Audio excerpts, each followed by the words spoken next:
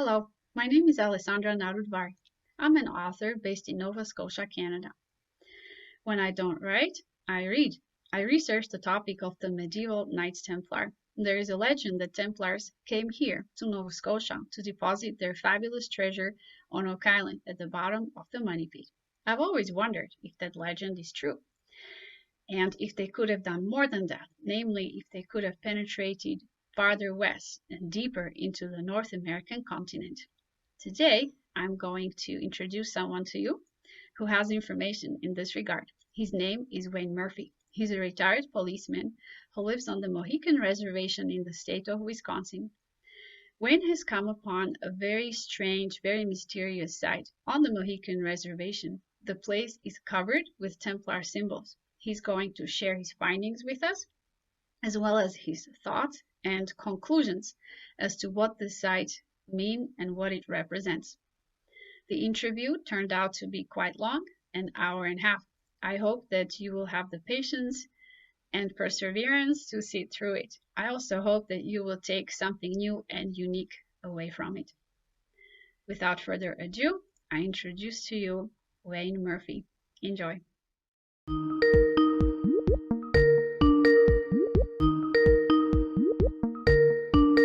Hi, Wayne. Hi, Alessandra. How are you today? I'm great. How are you? Excellent. Thank you. I want to thank you for joining me through Skype today. I know it's Sunday, so you could be out fishing or doing something, more pleasant. But here you are with me, ready to share some wonderful discoveries. So thank you for that. Thank you for having me. It's an honor to meet and talk with you. Oh, good. So this interview is really a follow-up interview in a way, because it's going to be directly connected to my interview with Gretchen Cornwall, which I did a couple of weeks ago.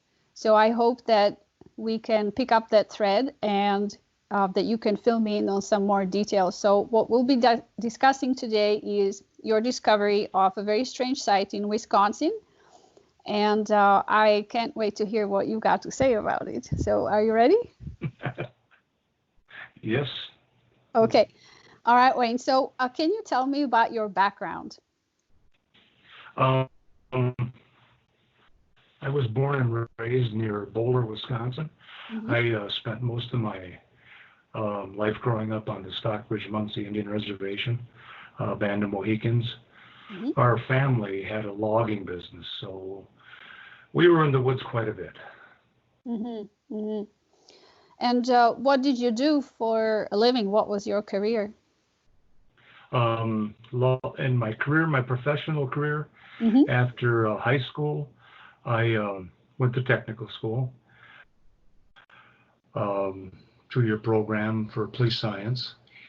I then worked 2 years for the sheriff's department, then 2 years for a federal game warden for the U.S. government. And then in 1980, I joined the Milwaukee Police Department, where I spent the next 25 years. And I retired as a sergeant. I passed the lieutenant's exam, but I didn't want to go back nights, so I just said I'm going to retire. After retirement, I worked for the state of Wisconsin as a welfare fraud investigator for about 3.5 years. Quite a bit, so I was very fortunate for that. And then I took a job with Wisconsin's Department of Corrections and Health and Human Services. I was supervising violent sexual predators who were set to be released into the community. And I did that for about 3.5 years, at which time somebody talked me into joining the Department of Homeland Security. And I did that for about 1.5 years. And I left there as a Federal Protective Service officer. And I just had enough of carrying a gun and wearing body armor. So I decided to become something different. So you were a policeman, an investigator. So basically a very, very serious man that's used to carrying a lot of responsibility. Yes, yes. Always looking for the truth. The bottom line, it had to be the truth. Right. And this is what you are looking for now as well, right? Just in a different setting. This has been a fascinating search. This discovery has been haunting me for 40 plus years. 40 years? Yes. Okay, so I need to know everything about it. How did you even discover this place? Is it on the Mohican reservation? Yes, it is. Me and my brother were out hunting, and we kind of go our separate ways. Mm-hmm. And the night before, we had a big snowstorm. About 12 inches of snow fell, which was great because as hunters, that's what you want.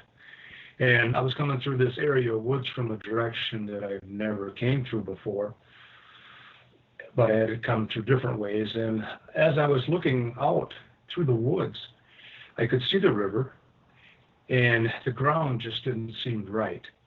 So as I got closer and closer and closer, I was standing on top of a ledge. And it looked like flat ground. If I hadn't been paying attention and just looking for deer and stuff like that, I'd have probably fell off this thing. So I said, this is odd. I've never seen anything like this in this area of the woods. So I found a trail and made my way down this thing. It turned out to be a large rock. And I'm looking at this, and on the east end of it, there was about a 2-foot space that went all the way up to the top of where the ceiling would be. So being in the fall of the year like that, you just don't go on walking into a cave. You could run into a wildcat, a bear, or something else, even a wolf. So I threw a few sticks inside just to make sure there was no animals, and I just have to know what's in there. So I went inside and looked around, and as I got to the north entrance, I said, this is not right. This should not be here. Squared walls, it had a ceiling. So I climbed out over a very large rock, and looking back, I noticed there was a large round boulder on top of the structure. And it dawned on me, I said, this thing looks almost like a burial tomb. I said, it's so odd because the round rock, it reminded me of the biblical tomb of Jesus, where there was a round rock that was used to cover the tomb. The walls were straight, they were high, not natural. And I didn't know what to think of it at that time. Mm-hmm. And you were very young, right? So in your 20s, I'm guessing? Yes, I'd been on the job for about 7-8 years. Okay. And didn't really know a lot about the Knights Templar. I was very interested in that era. For some reason, I was kind of drawn to that, but not a lot of knowledge. Right. And is that what passed through your mind, I guess, when you started checking out that cave or tomb? Well, I know it wasn't natural to the Native Americans that lived there. They would have no reason to build such a structure. So the only thing that I could come up with is European. Okay. And so did you think it was that the structure could have had religious purposes? Yes, because of the shape of the walls themselves. Inside of the tomb, I could probably stick both arms out and touch each side. It probably was 6 to 7 feet long from the front entrance to the back wall, and maybe 7 to 8 feet tall up to the ceiling. And it looked just big enough for someone to lay down inside of. And the round rock again reminded me of the stone that covered Jesus's tomb and was rolled away. Yes. Since it wasn't at the entrance, but above the tomb, it was like a flashing light, that for me to find and to see. Right, right. You mentioned that something like this would not be the work of the native people that live in the area. So would these be the Mohicans? No, the Mohicans were further east along New Okay. York at that time. The people that inhabited that land at that time would have been the Menominee, the Fox, Mm-hmm. the Chippewa to the north, and the Oneida to the south. And land was traded back and forth at various times. Mm-hmm. And then as the Europeans slowly pushed in, the Mohicans incorporated the Stockbridge and the Muncies in order to maintain their numbers, and were pushed eventually west Mm-hmm. down into Illinois, up into the lower part of Wisconsin.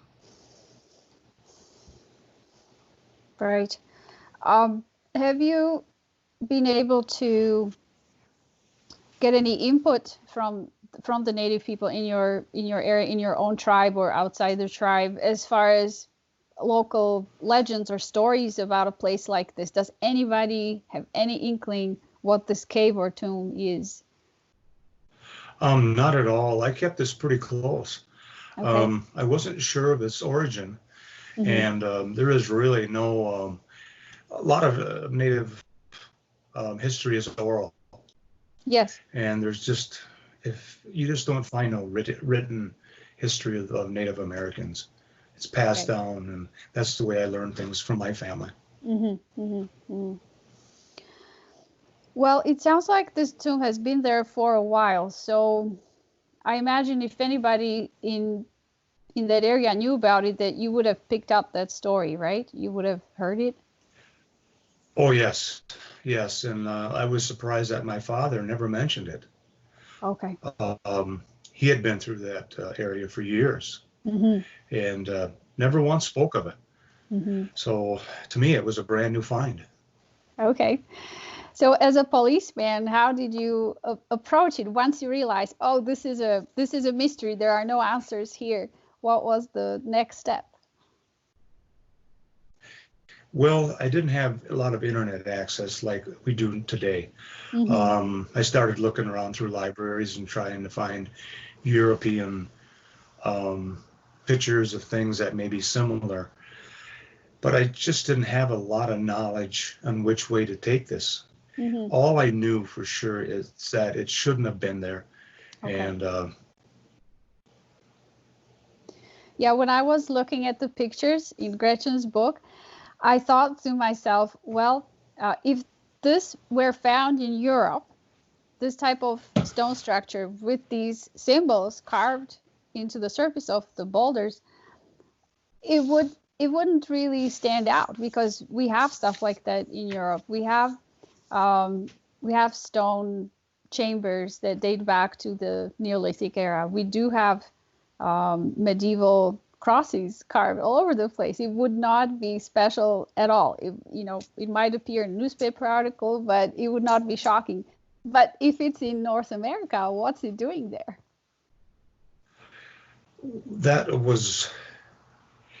that's the whole thing that perplexed me. Yeah, it perplexes me too. I just could not figure out or understand why. Mm-hmm. And over those 40 years, I was always drawn back to this site. I'd go back to there during the summertime, go through the cave, look around, and try to imagine who was there, Mm-hmm. why they chose this location, and where they went. Let's answer the first question. Who do you think was there? I have to fast forward to that 40 Sure. years Okay. later. I was hunting again in that general area, and I was sitting in my ground blind, and I looked out. It had rained about 3 days prior. Wisconsin has about 5 seasons, so you never know what you're going to get. And I noticed this unusual rock. It's probably 5 to 6 feet tall, Mm-hmm. and it was covered with a lot of green lichen. Yes. And it was kind of comical to me. It looked like a large tree frog, so I called it originally Frog Rock, and took several pictures of it. A month later, I had sent it to my brother, and said, "Isn't this very interesting?" And and yeah, we kind of laughed about it. But we were at Christmas dinner at our elderly dinner for their tribe, and I opened the picture up, I blew it up, and I could see the outline of two fish on the rock. And I says, "Hey, look at this. Can you see these fish?" Wow. He says, "Yeah, I can see them." I says, and then I reverted back to the tomb. The fish, the Christian symbol, the tomb, the round rock. And my mind was going everywhere. Can I ask you a question about the fish? So you mentioned that you saw at least two fish on the frog stone, and you recognize them as a Christian symbol. So why fish? From what I understand, the Christians were being persecuted a lot, so they used the outline of a fish, and they would put that on certain houses so other Christians could recognize that Christians live there. It's okay to enter. And it was just a very way of saying, hey, we're in this together. Okay, so it was a universally recognized symbol for the Christian faith. That makes sense. Did you find any other symbols beside the fish? Well, time moved forward again in about March, and I was telling my brothers about this, and they're all kind of rolling their eyes. And I said, "Did you ever see the tomb back there?" They're rolling their eyes. And they're looking at me like, "Oh my gosh, this guy's crazy." I said, "No, there's a tomb back there. There's a large round rock on top. You can go inside it." Okay, so they reluctantly, I drug them off into the woods for about 3 miles and showed it to them, and oh yeah, we never seen this before, and so they saw it too. And I says, "Well, I'll take it." Yes. Okay. But this is the first time that they've ever saw it. Right. They had been going to that spot, but it just never caught their attention that there are some carvings there.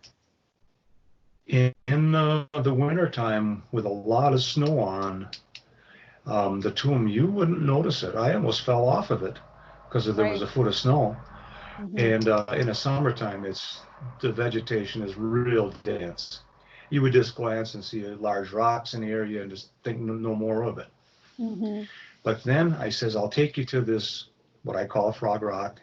And so we went a couple hundred yards through the woods, and I said, "Here it is," and they're all looking at it and kind of rolling their eyes again.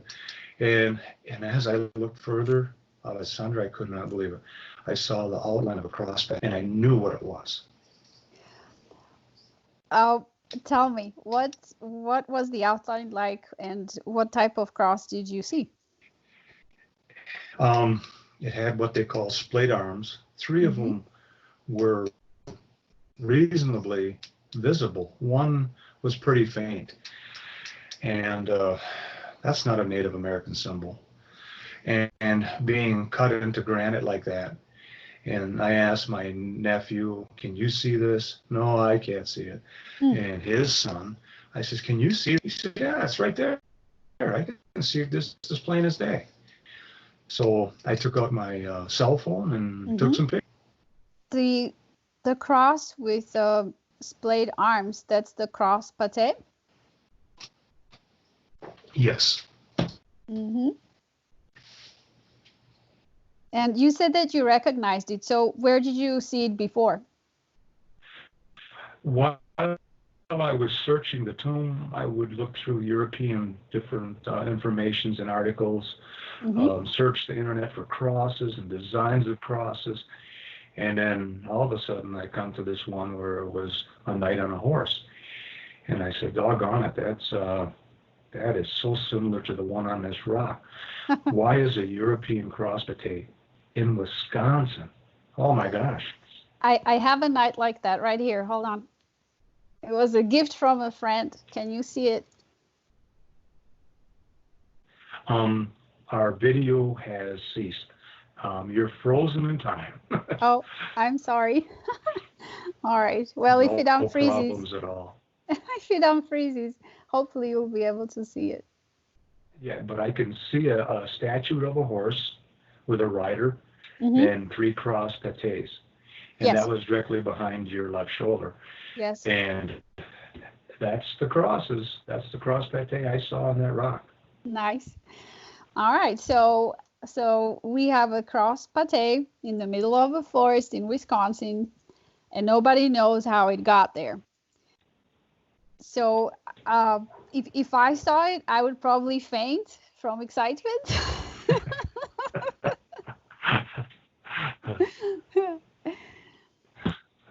I really try hard not to see Templars everywhere, but in this case, I think if it's a cross pate, then let's call it a cross pate. Let's not try to make it into something else. Was there anything else at the site that would add to that picture that maybe it is a Templar site? So we've got cross pate, we've got Christian fish. What else? Well, this is where the mystery begins to really get difficult. I just have to know why it's there. I have to know the conjunction with the tomb. Mm-hmm. My brothers or nephews, they think they're walking through the woods with a crazy man who's seeing crosses on rocks. No. So it was, I just kind of, after that, I just said, I'll keep it to myself. I knew Okay. this shouldn't have been there either. Okay. And it just drove me further. Right. Well, and as a policeman and investigator, I can imagine how you would not be satisfied with half truth or partial truth, and where you would doggedly pursue this until the end. Have you been able to get any help with the site? I was so frustrated looking up stuff, and when you don't have a lot of knowledge about things, and Mm-hmm. You got to be careful how you educate yourself, because you can educate yourself to something totally different. Okay. So I started seeing a lot of these authors, and they're writing about the Knights Templar. Mm-hmm. And I said, there's no reason that I should try to be as smart as they are. And maybe I should reach out to them and just try to get verification if Okay. what I'm actually seeing is the real deal. Okay, that sounds reasonable. Did any of them write back? Oh man, that was a challenge to even get anybody to talk to me. Oh. They were very quick to blow me off as a possible crazy guy seeing Knights Templar out in the woods. Okay. I wouldn't tell them who I was. I said, I have a picture I'd like you to examine, Mm-hmm. if you would be willing to do so, and just tell me what your thoughts are. Right. I wouldn't even tell them in the messages what it was. I Right. said, can you just look at this picture and tell me what you see? Mm-hmm. Well, after about 10 attempts, finally one of them says, oh, I don't have time for this. Get a hold of Gretchen Cornwall. She's writing a book about this. I said, Yes. okay, thank you very much. I wonder if she was writing her first book, which is about the Knights Templar, or maybe she was on her second book, which is about Mary Magdalene, but still connected to Templars. Yes. Okay. I'm not sure. So, being an investigator, I have to look up this Gretchen Cornwall. Yeah. So I did my research, and I talked to my wife. I says, how do you explain something that you don't have a lot of knowledge about to somebody who has an extensive knowledge of all this, Mm-hmm. without thinking that you're crazy and that you're just bothering them and wasting their time? Mm. Well, I think that anybody who researches Templars is always on the lookout for new information, and it's no bother. If you had come to me, I would have jumped on it. So I guess it depends on what people are busy doing, right? But part of me I has always got the antennae out for Templars. So That's great. what did Gretchen say?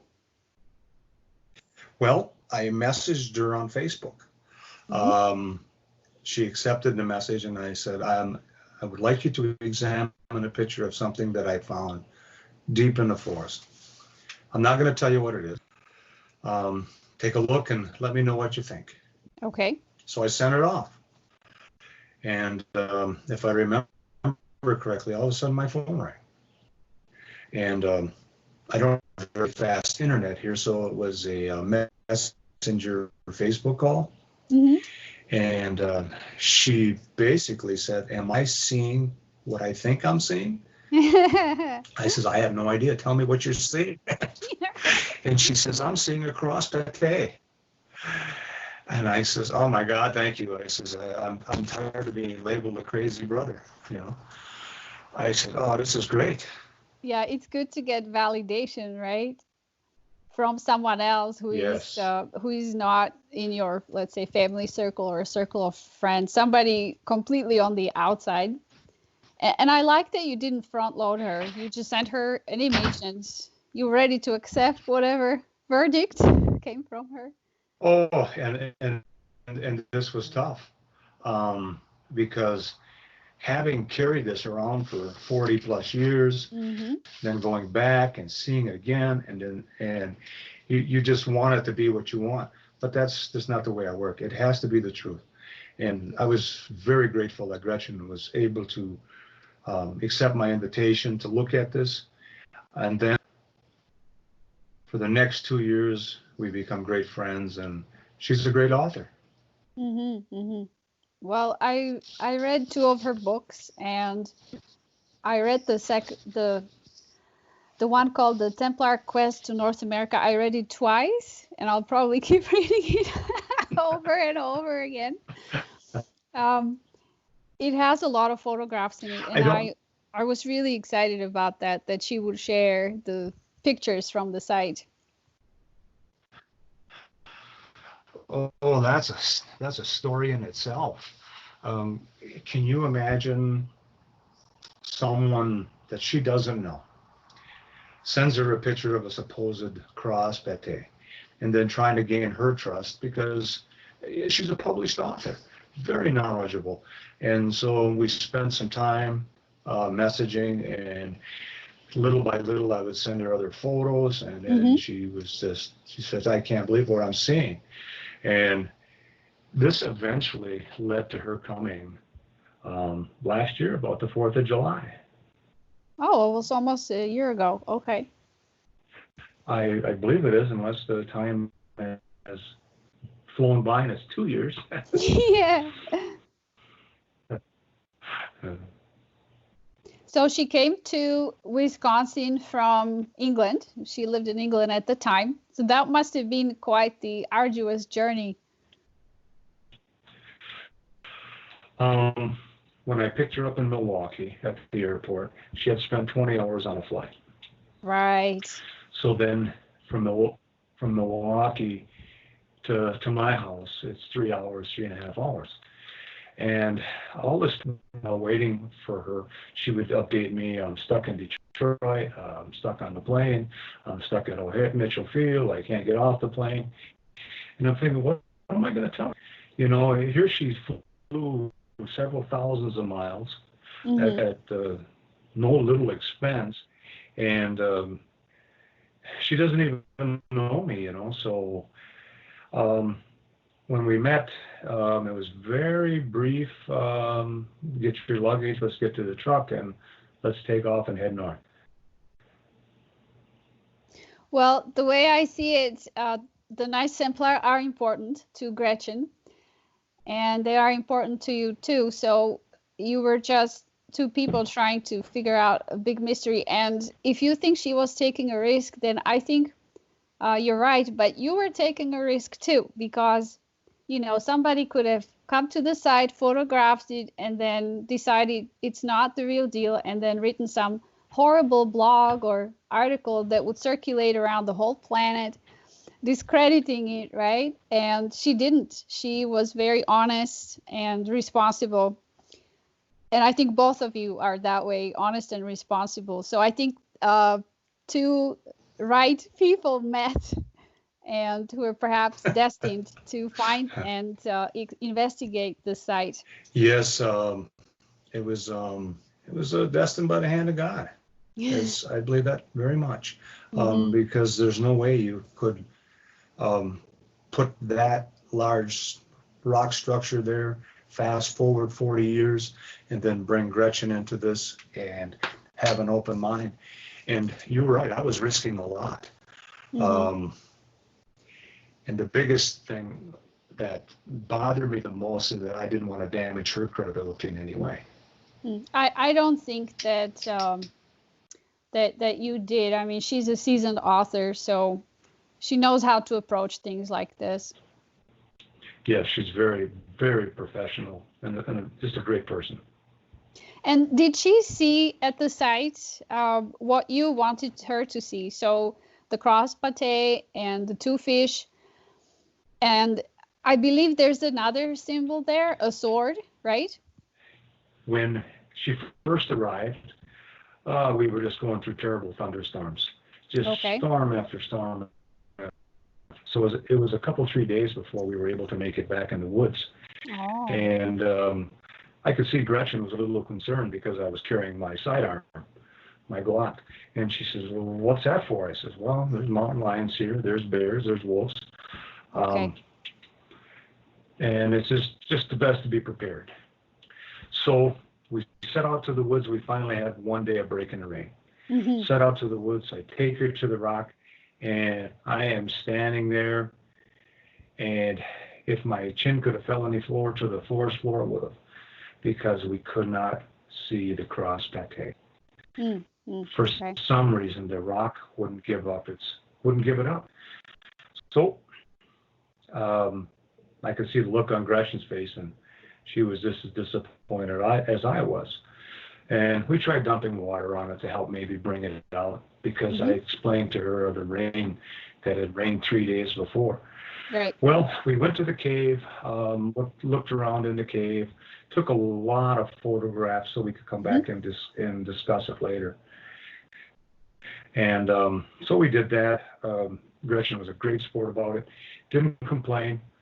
We sat there for hours looking over at photographs and trying to make up a new game plan.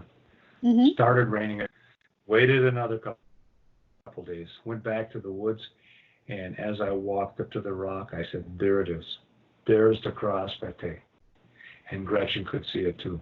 Oh my gosh, Alessandra, my 40 years, I just fell off my chest. Oh, yes.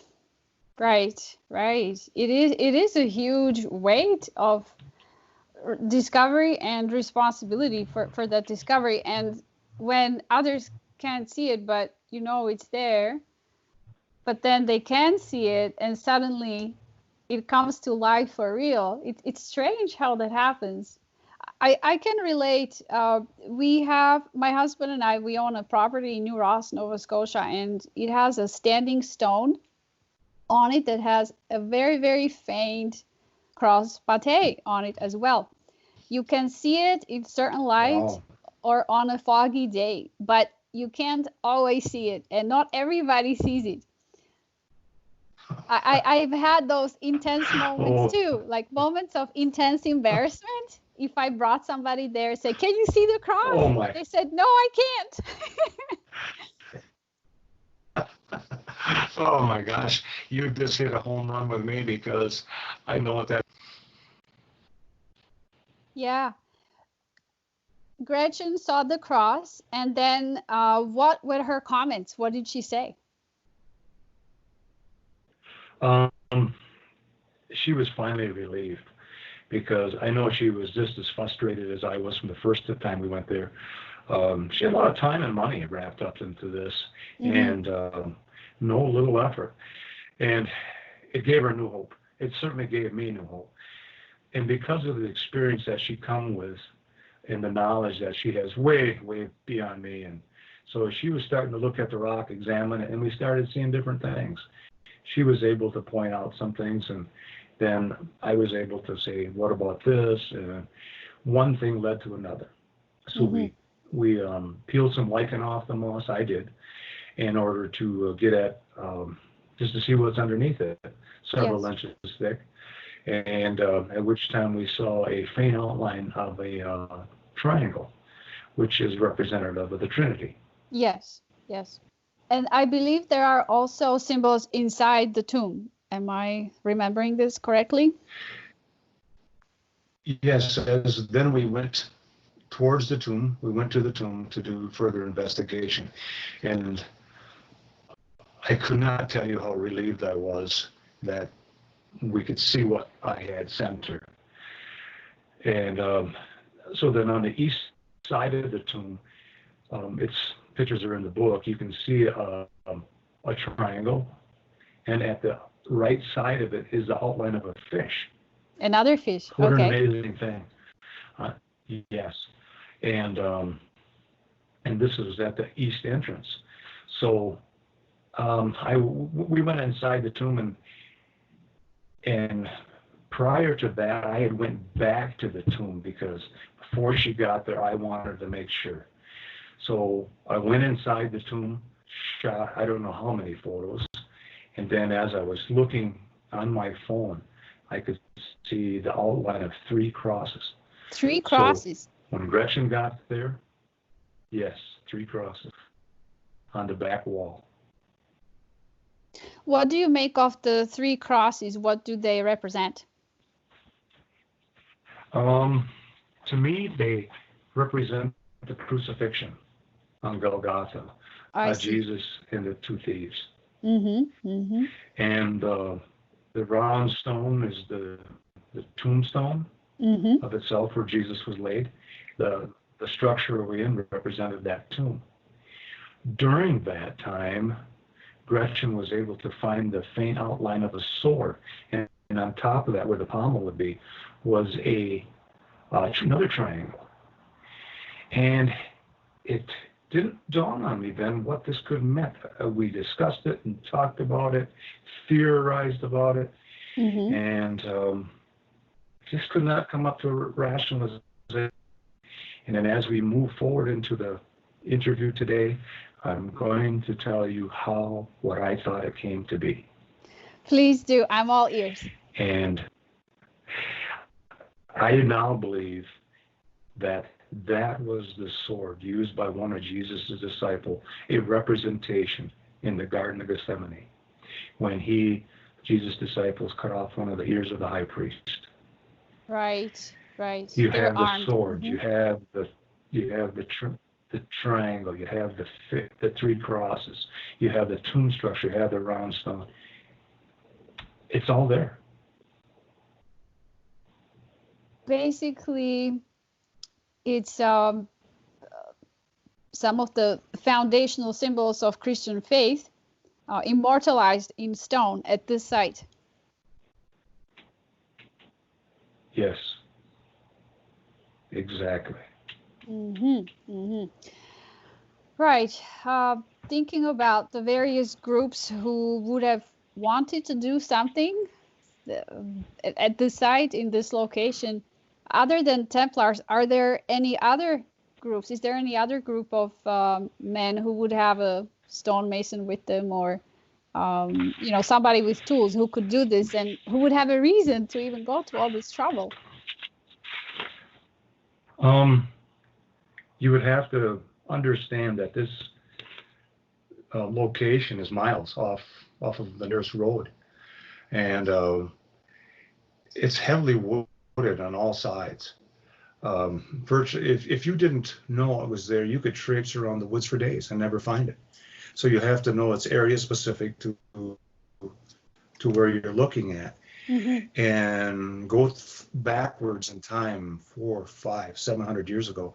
They would have been large stands of pine, white pine, and but the unique thing about that at that time was that there would have been little underbrush, because the pine trees are so tall that their branches and needles block out the sunlight from coming down to the forest, and it creates kind of a carpet. And you can see for a long distance, and heavily with large trees, you can see for a long ways. Mm-hmm. And it would have made traveling a lot easier than what Gretchen and I experienced. That's for sure. Okay, that's a really good observation about travel and visibility. What do you think made this mysterious group of men pick that spot? Oh, that's another mystery. Does it have any advantages, like tactical advantages to it? That's just it. There's nothing there.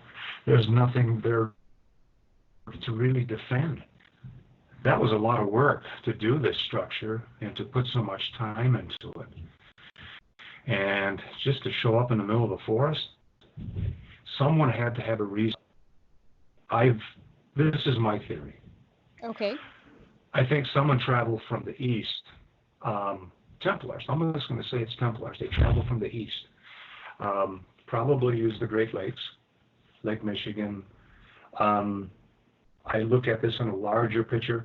Again, I'm no historian. I am not very well versed in the Templars, but I look at the natural outlay of the land, and I guess if I was traveling in a new country along with Native Americans, they're going to take you the easiest and best route there is, staying close to the shoreline.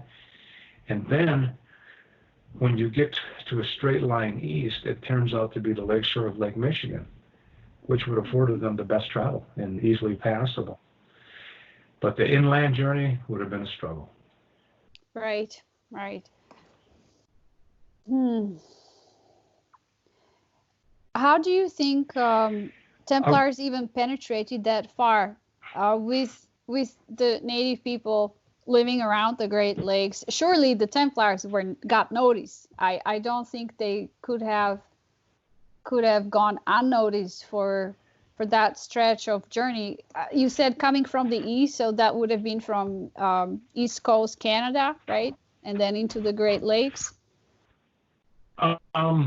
Say directly center across from Michigan. Mm-hmm. And no, they would have had to have allies with the Native Americans. They would, if they didn't trust you, they wouldn't let you pass. They wouldn't let you cross their land. They would have just saw you as a foreign invader and wondered, why are you here? And so the Templars must have been very persuasive people, and the natives found them to be very honest. So they were able to forge an alliance or an agreement or come to an understanding that these new people are okay. You know, we'll help them out and take them along. Otherwise, they would have never made that journey inland. That's what Gretchen thinks also, that they had to make allies just to survive and to probably also to get interpreters, right? Because these Templars were Europeans. They spoke, I'm just guessing, Latin, French, English, but no indigenous language. So they would have needed an interpreter with them. Yes. Yes. And the strange thing about this, Sandra, is that even with all of this information that I had, the tomb, the stone, the crosses, I wasn't satisfied. I said, there's just got to be one more. There's just got to be a little bit more to tie this in. So a year ago, my son was hunting in a deep forest further east of that, and he says, Dad, you're not going to believe this. I found these real large stones. And wouldn't you know it, Wisconsin weather, 1.5 feet of snow fell. So we weren't able to look at them at that time. So we had to wait a whole through winter. And then we went back there in the spring. And this is a brand new site. And I've named it Site 3. 3.5 miles from the road. Made several trips back there. Took hundreds of photographs of these large cut stones, massive stones. Some of them are 20 inches wide, 15 inches thick, 3 feet long, and it looks like someone was building something there. they bear marks of, do they bear marks of stone cutting tools, steel tools? Yes, and um, not having a lot of knowledge in this. And again, the investigator in me had to know why. Why are these stones here?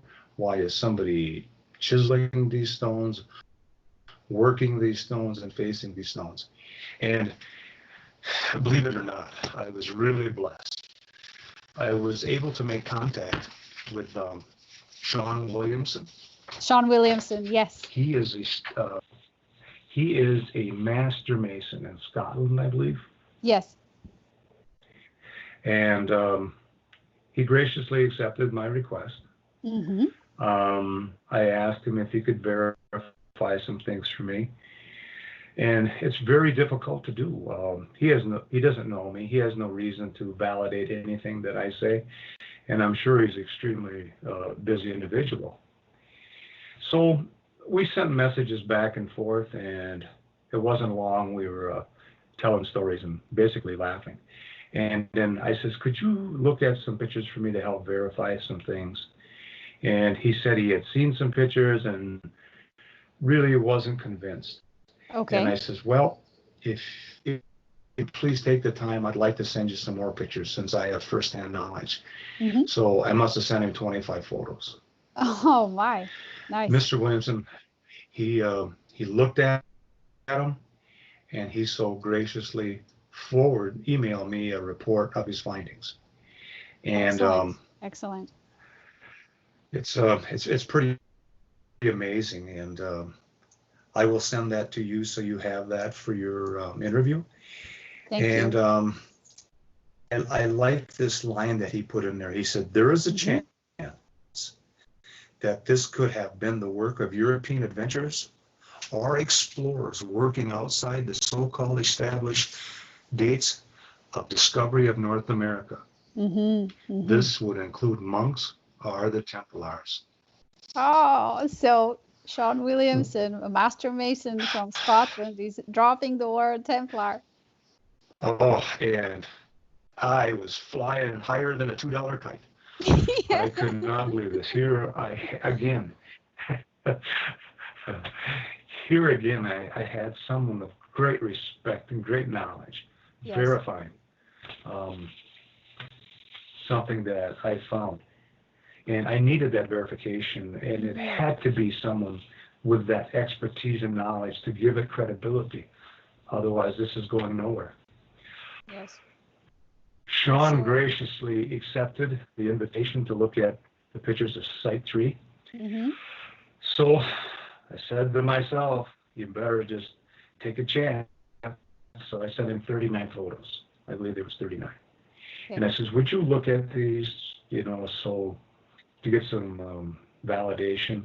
Mm-hmm. And he's busy writing a new book about Templars, but he did say there's distinct signs of rough chiseling going on. And so I'll wait and see what he has to say further regarding Site 3. Right. But that's a good sign. If he can see chisel marks on those cut stones, then that's a good sign. What is great about Site 3? It's directly east of the tomb. So that shows me that these adventurers, explorers, monks, Templars were moving westward through Wisconsin. Interesting.